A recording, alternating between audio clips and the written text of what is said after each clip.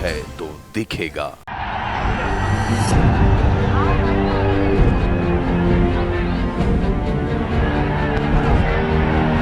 नमस्कार, न्यूज 11 की इस खास पेशकश में स्वागत है आपका। मैं हूं रियाज और मैं हूं सौरभ रॉय। 2014 फैसले का साल होगा जब देश की सियासी तस्वीर साफ होगी, जब देश का सबसे बड़ा फैसला आएगा, जब देश का भविष्य तय होगा। इसलिए न्यूज 11 आपको दिखा रहा है 2014 चुनाव की पहली झलक। सबसे बड़े चुनाव के सबसे बड़े खिलाड़ियों की कहानी, कहानी 2014 चुनाव की, कहानी सियासत के 3 बड़े सितारों की।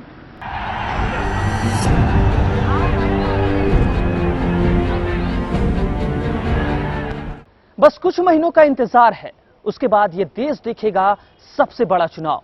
लेकिन इससे पहले इस महामुकाबले का मंच सजकर तैयार है और इस मंच पर हैं सियासत के 3 बड़े सितारे, 3 अलग पार्टियां, 3 अलग सियासत।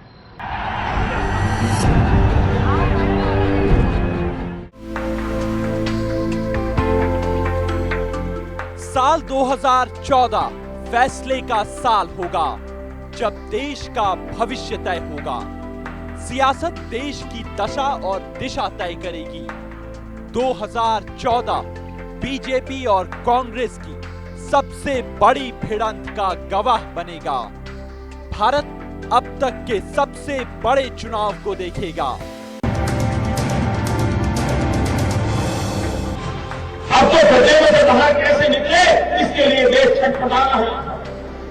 10 साल के भीतर भीतर इतना बड़ा घटना हो गया कि देश कैसे बाहर निकले, ये चिंता का विषय होगा।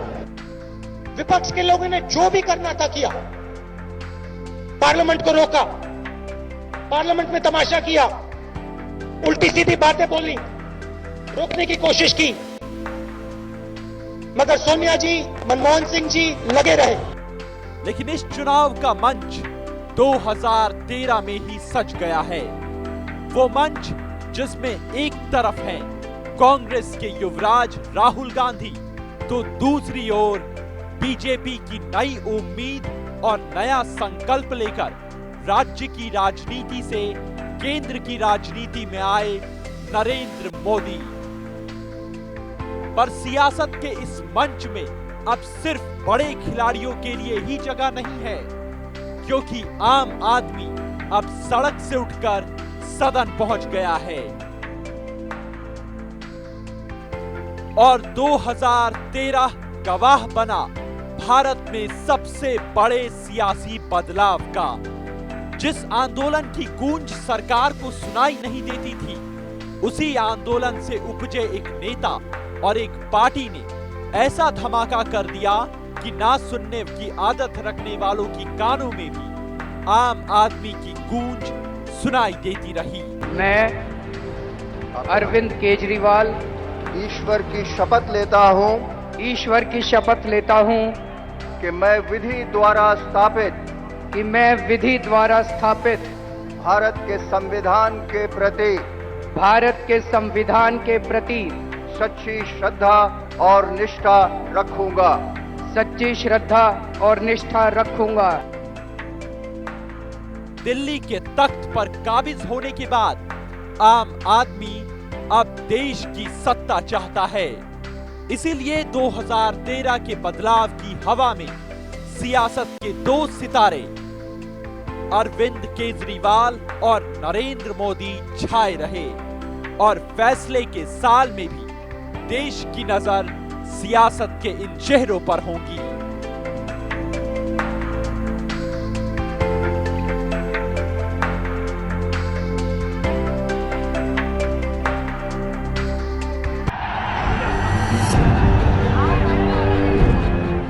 मोदी बीजेपी के घोषित उम्मीदवार हैं। राहुल की दावेदारी पर फैसला अभी होना बाकी है। इन दोनों पार्टियों के, बीजेपी और कांग्रेस की विकल्प के तौर पर सामने आई है दिल्ली में आम आदमी पार्टी। हालांकि लोकसभा में इसकी दावेदारी कैसी होगी, इस पर संशय अभी बरकरार है। लेकिन सोचिए, जब ट्रेलर ऐसा है तो फिल्म कैसा होगा। इसीलिए इस पूरी सियासत में अब 3 बड़े खिलाड़ी हैं जिन पर हमारी नजर है: नरेंद्र मोदी, राहुल गांधी और अरविंद केजरीवाल।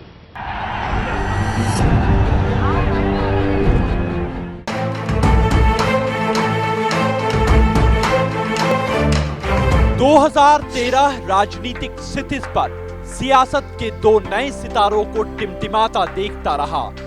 एक जिसने तमाम बड़े बड़ों को पीछे छोड़ते हुए विकास की राह पर प्रधानमंत्री की उम्मीदवारी जीती।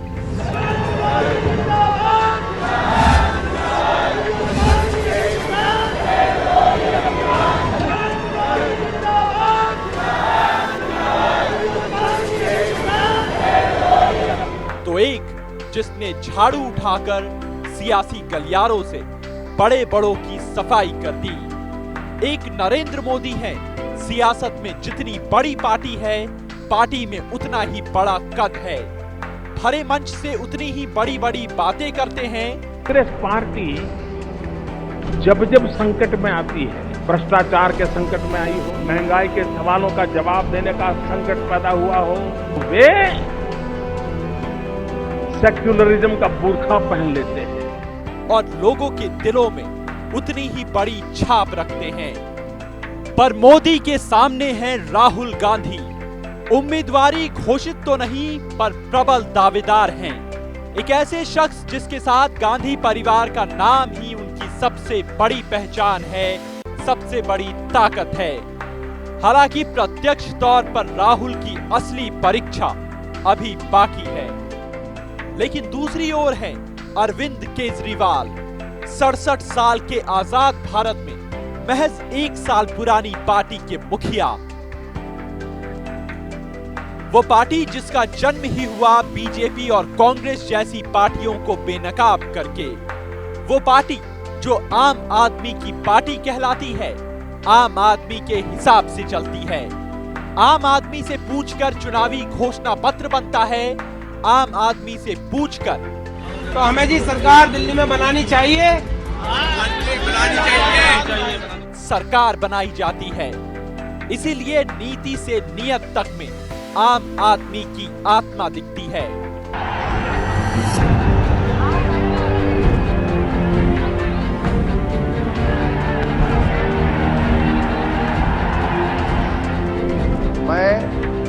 मैं अरविंद केजरीवाल ईश्वर की शपथ लेता हूं कि मैं विधि द्वारा स्थापित भारत के संविधान के प्रति सच्ची श्रद्धा और निष्ठा रखूंगा।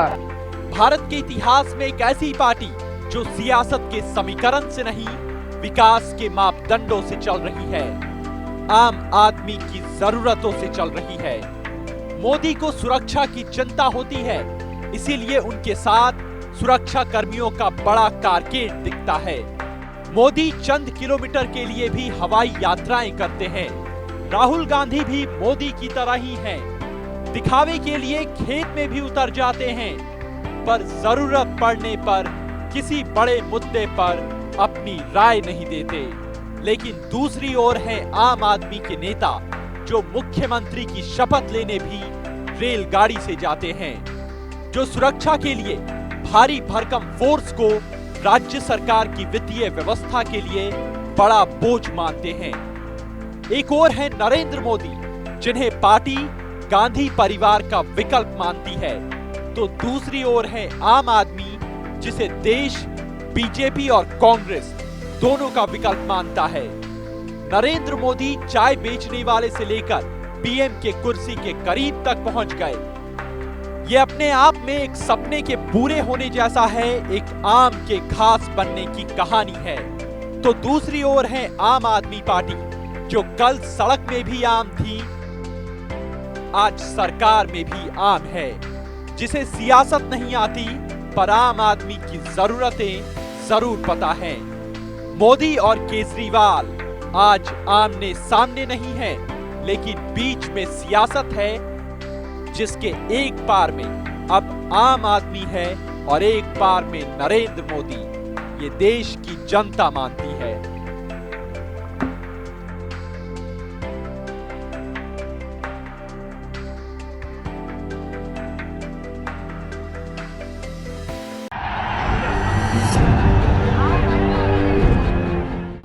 तीन अलग नेता, तीन अलग तरह की सियासत, इसलिए तीनों को अलग अलग समझना बेहद जरूरी है।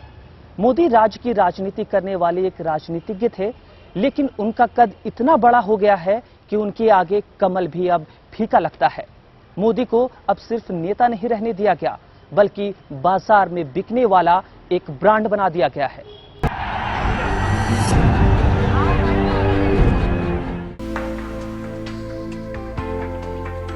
नरेंद्र मोदी बीजेपी के प्रधानमंत्री पद के उम्मीदवार हैं, यह हर कोई जानता है। लेकिन वो जितने तेज तर्रार नेता हैं, उतने ही जबरदस्त बिजनेसमैन भी, ये कम लोग ही जानते हैं। शायद इसीलिए गुजरात की पहचान दंगे वाले गुजरात से आगे निकलकर वाइब्रेंट गुजरात की बननी है। वो राज्य जो पर्यटन के क्षेत्र में पसंदीदा बना, तो निवेश के लिए सबसे अच्छे माहौल में से एक, और इसका क्रेडिट मिला नरेंद्र मोदी को। एक शख्स जिसमें एक तबका देश का बेहतर भविष्य देखता है, तो दूसरे को झूठा वादा लगता है। लेकिन मोदी में कुछ बातें तो हैं। शायद इसीलिए चाय बेचने वाले एक शख्स के नाम पर आज चाय की दुकानें खुल गई हैं, जिसके नाम पर आज उतने ब्रांड्स बाजार में आ गए हैं जितने के नाम भी शायद मोदी ने ना सुने होंगे। और ये सारा कारोबार है 600 करोड़ रुपए से ज्यादा का। जी हां, पीएम इन वेटिंग मोदी के नाम पर देश में चल रहा है 600 करोड़ से ज्यादा का कारोबार, जिसमें 350 करोड़ रुपए का सिर्फ रिटेल बिजनेस देश में चल रहा है। प्रचार के लिए 125 करोड़ रुपए का कारोबार है। डिजिटल मीडिया के लिए 25 करोड़ रुपए खर्च किए जा रहे हैं और 80 करोड़ रुपए मोदी के पीआर पर खर्च होने हैं। सोचिए, जिस देश में 80 करोड़ लोगों को दो शाम की रोटी नहीं मिलती, उस देश की बागडोर संभालने के लिए, सिर्फ अपनी छवि बेहतर बनाने के लिए मोदी 80 करोड़ रुपए खर्च कर रहे हैं। सवाल बड़ा है, क्योंकि मोदी के आते ही उनके नाम का एक कारोबार शुरू हुआ और बहुत बड़ा हो गया। शायद भारत में पहली बार ऐसा हो रहा है। और इसी का नतीजा है कि 2014 चुनाव सबसे खर्चीला चुनाव नजर आ रहा है, तो सबसे दिलचस्प और रोमांचक भी, क्योंकि मोदी की सियासी दुकान भी बहुत बड़ी हो गई है।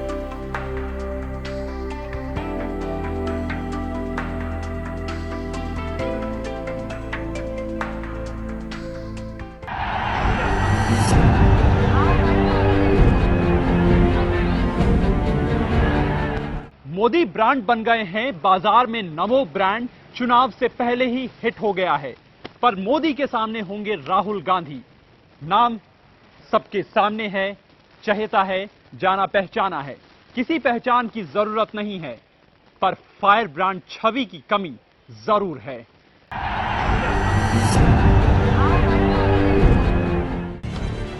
दो बार मेरी दादी को मारा, मेरे पापा को मारा, और शायद मुझे भी मार देंगे एक दिन। कोई फर्क नहीं पड़ता मुझे। मैं आज आपके पास रोने धोने के लिए नहीं आया।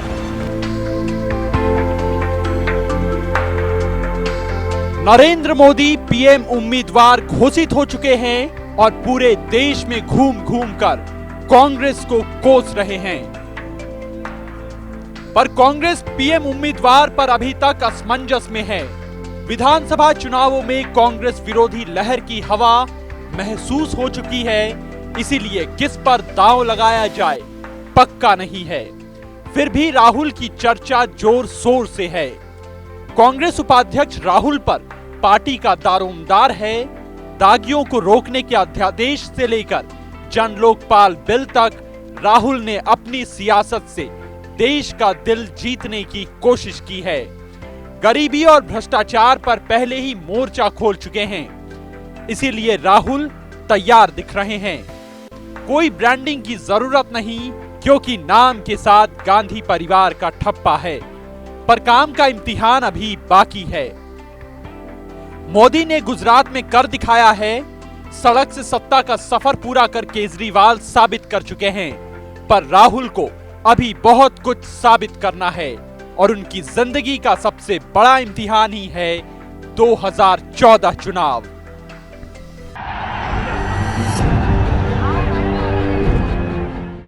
मोदी और राहुल, बीजेपी और कांग्रेस, सियासत के मंचाड़ी, राजनीति के परंपरागत केंद्र।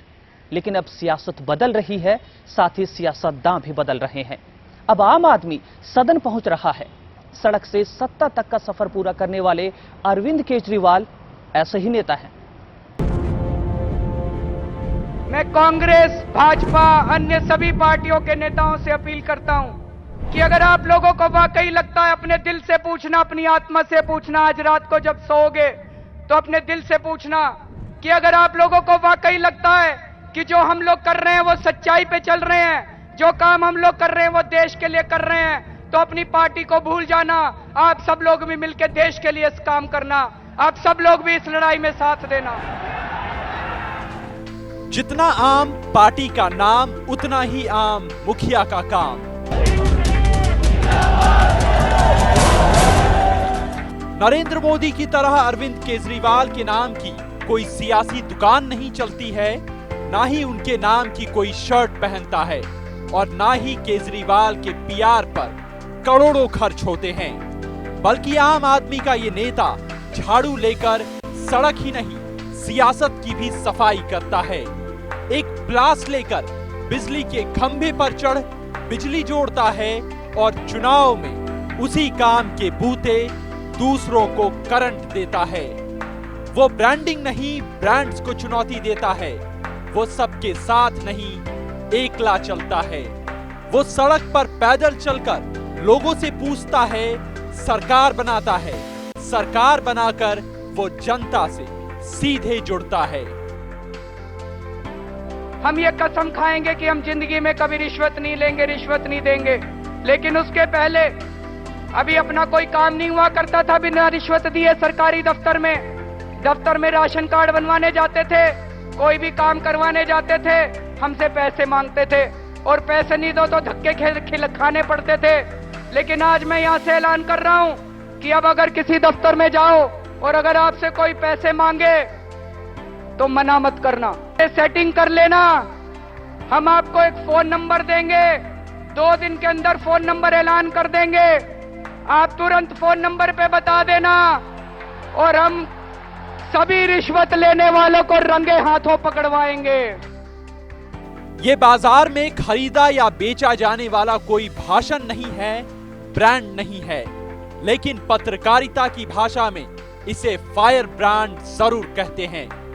ये ऐसी बातें हैं जो फिल्मों में तो देखा गया, लेकिन सियासी गलियारों में ऐसा कोई बोल जाए, ये ना संभव हुआ, ना ऐसा कोई नेता पैदा हुआ। पर आम आदमी की राजनीति करने वाला और उसकी भाषा बोलने वाला ये शख्स ये काम भी कर गया। इसीलिए बड़े बड़े सियासी लोग भी कह गए कि आम आदमी से कुछ तो सीखो। ये राजनीति की परंपरागत सोच से परे है, कुर्सी की राजनीति से अलग है। मुद्दा वही सालों पुराना सड़क, बिजली और पानी का है, लेकिन मुद्दा उठाने वालों की नीयत कुछ अलग है। इसीलिए तो बाजार में नमो ब्रांड की धूम हो, लेकिन सड़क पर आम आदमी की पूछ है। घर घर तक उसकी पहुंच है, आगाज छोटा होकर भी बहुत बड़ा है। इसीलिए उसकी चर्चा सीधे प्रधानमंत्री के उम्मीदवार के साथ हो रही है। बाजार और सियासत के सबसे बड़े ब्रांड की टक्कर हो रही है आम आदमी से। वो 2 चेहरे जिस पर फैसले के साल में सबकी नजरें होंगी।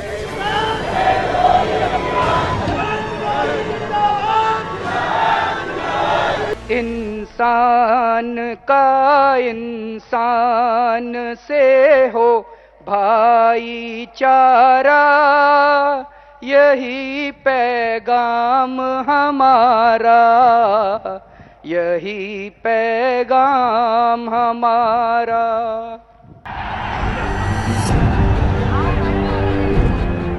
सियासत के ये 3 सितारों की कहानी है। गुजरात में नरेंद्र मोदी ने जो काम किया है उससे उन्होंने आधा इम्तिहान पास कर लिया है। केजरीवाल डबल बोनांजा के साथ सत्ता में आए हैं। हालांकि राहुल की उम्मीदवारी पर फैसला अभी बाकी है। पर 2013 सियासत के दो नए सितारों जो केंद्र में जिसकी पैठ होगी उसकी झलक दिखला चुका है नरेंद्र मोदी और अरविंद केजरीवाल।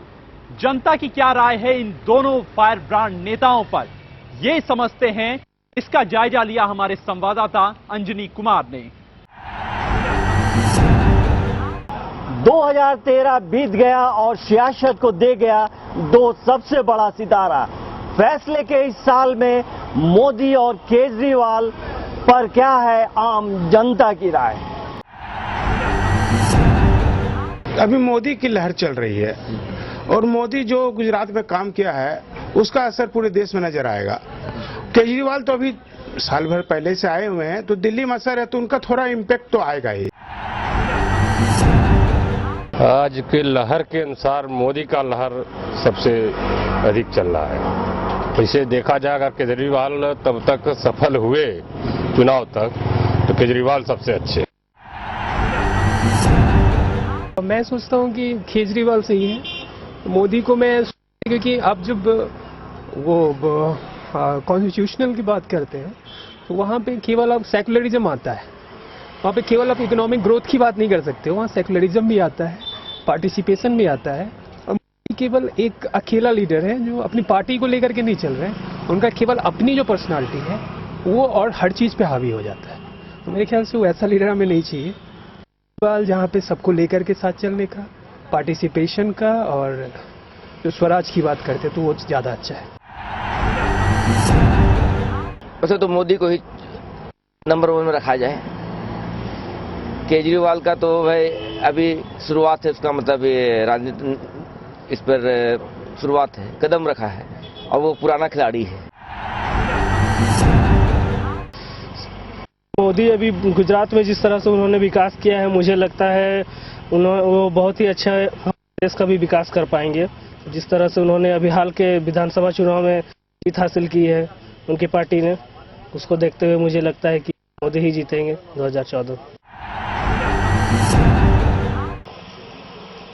परफेक्ट जैसे डेवलपिंग स्टेट होने के कारण अगर होना चाहिए तो मोदी ही होना चाहिए। जनता और हमारी सबकी एक ही पसंद है मोदी।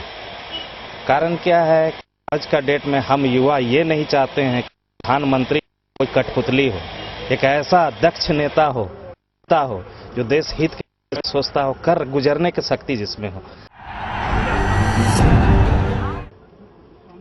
देखिए, वोट तो नहीं है, कोई अच्छा आदमी को देना है जो विकास करे, कुछ गरीबी को समझे। सिर्फ और सिर्फ मोदी।